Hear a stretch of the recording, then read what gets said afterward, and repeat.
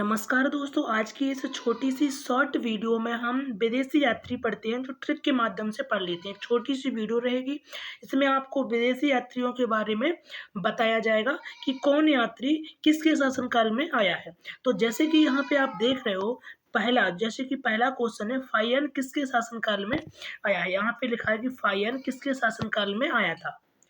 तो हमें इसका आंसर बताना है ट्रिक के माध्यम से। मैं आपको बताऊंगा, जैसे फाइयान है यहाँ पे।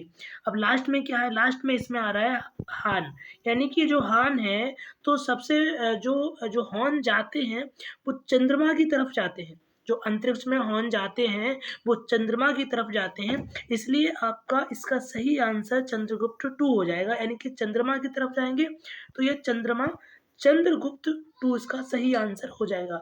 और आपका जो नेक्स्ट क्वेश्चन है, जैसे कि है, डाइमेकोस किसके शासन काल में आया था। यहाँ पे लिखा है डाइमेकोस किसके शासन काल में आया था। तो ये जो इसका जो आंसर है ये आपके क्वेश्चन में ही छुपा हुआ है। अब क्वेश्चन में कैसे छुपा हुआ है तो वो मैं आपको बता देता हूँ। यहाँ पे लिखा है डाई, लास्ट में क्या है, डाई। आपको यहाँ पे दिख रहा होगा, लास्ट में डा है, डाइस, डाई, लास्ट में डाई है और लास्ट में सा है, यानी कि डाइस। इसका बनेगा डाइस। अब ये यहाँ पे पूरा मिलाएंगे तो ये डाइस बनेगा। अब जब डाइस बनेगा तो डाइस कैसा बनता है, डाइस ये ऐसा बनता है, इसमें छोटे छोटे बिंदु रहते हैं। आपने शायद देखा हो, किसी में रहेंगे 4, किसी में रहेंगे 2, किसी में 1 और किसी में 6, यानी कि 6 तक ही रहता है। तो ये डाइमेकोस यानी कि डाइस। तो डाइस यानी कि इसमें बिंदु रहते हैं, तो बिंदुसार इसका सही आंसर क्या होगा, बिंदुसार। तो इस तरह से आपको ट्रिक से पढ़ाए जाएंगे।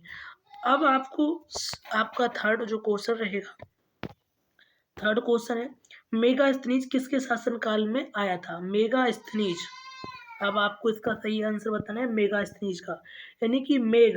इसमें क्या है, मेघ। अब इसमें मेघ है तो मेघ कहाँ से आते हैं, जो मेघ हैं, जो बादल हैं, वो कहाँ से आते हैं, बादल भी चंद्रमा की तरफ से आते हैं, बादल भी चंद्रमा की तरफ से आते हैं। तो इसका जो सही आंसर होगा, वी नहीं, इसका सही आंसर चंद्रगुप्त मौर्य हो जाएगा।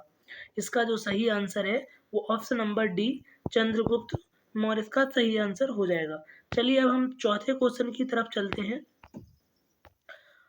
इब्न बतूता किसके शासनकाल में आया था। इब्न बतूता किसके शासनकाल में आया था, इब्न बतूता।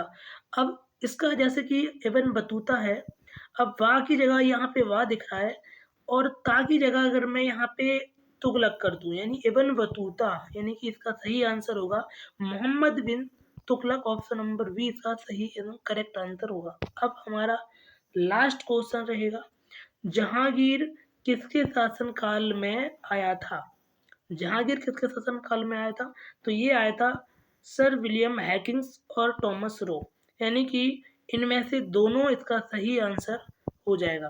तो दोस्तों, इस तरह की शॉर्ट वीडियो के लिए आप मेरा चैनल को लाइक एंड सब्सक्राइब कर लीजिए, ताकि आने वाली वीडियो सबसे पहले आपके पास पहुंचे।